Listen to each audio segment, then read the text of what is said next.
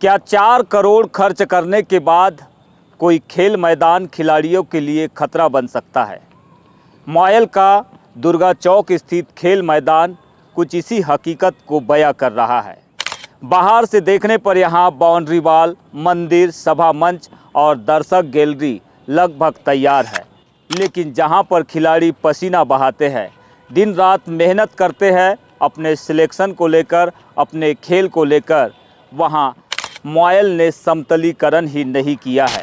लिहाजा आए दिन बच्चों के साथ, खिलाड़ियों के साथ हादसे हो रहे हैं।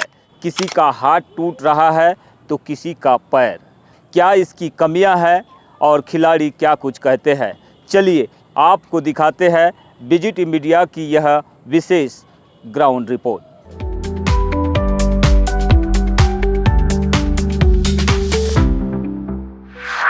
भरवेली का दुर्गा चौक खेल मैदान, जो कभी बालाघाट में फुटबॉल की सबसे शानदार नर्सरी हुआ करता था, आज मॉयल प्रबंधन की अनदेखी से खतरनाक जोन में तब्दील हो चुका है। मैदान के नाम पर करोड़ों रुपए खर्च किए गए, चमचमाती बाउंड्री वॉल बन गई, भव्य सभा मंच खड़ा हो गया और दर्शक गैलरी भी सज गई, लेकिन जिस जमीन पर खिलाड़ियों को पसीना बहाना था, उसे पत्थरों, गड्ढों और ऊबड़ खाबड़ मिट्टी के हवाले छोड़ दिया गया। नतीजा, कल इसी मैदान पर खेलते हुए युवा खिलाड़ी विनय मरकाम का हाथ टूट गया।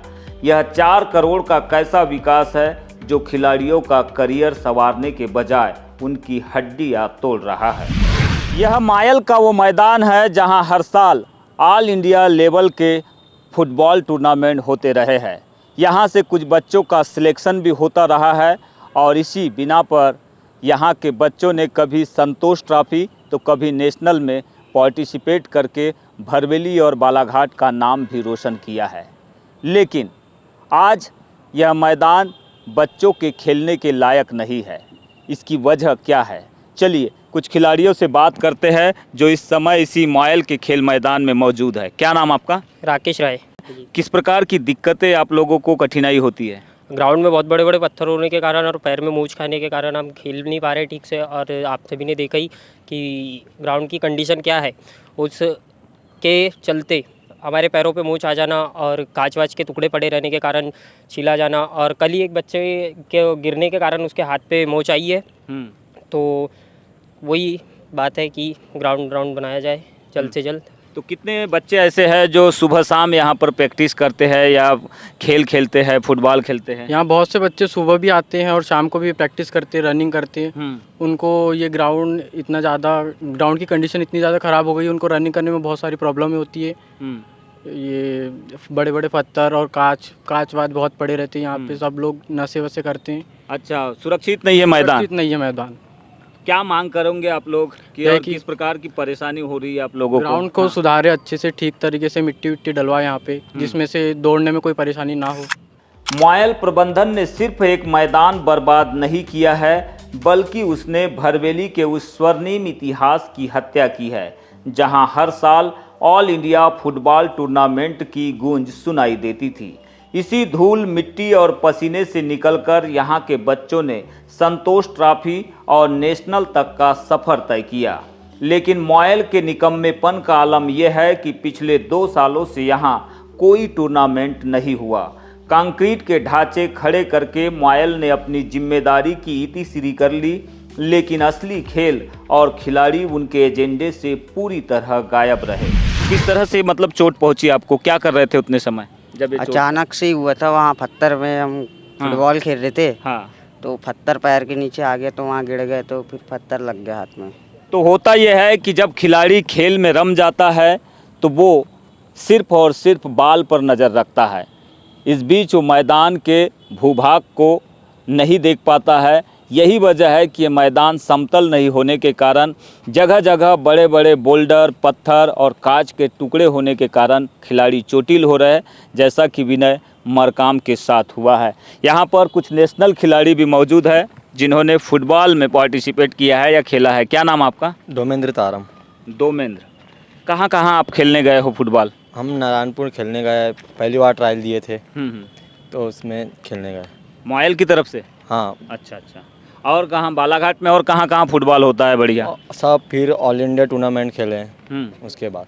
अच्छा, बाकी जगह जब खेलने जाते हैं तो वहाँ के मैदान और यहाँ के मैदान में कितना अंतर आपको समझ? बहुत अंतर है, क्योंकि यहाँ का ग्राउंड पहले बहुत 2 साल से टूर्नामेंट होता था ऑल इंडिया, तो यहाँ बहुत कंडीशन ख़राब है, अभी चोट पड़ रही है, लोगों के हाथ पैर टूट रहे हैं, ये सब।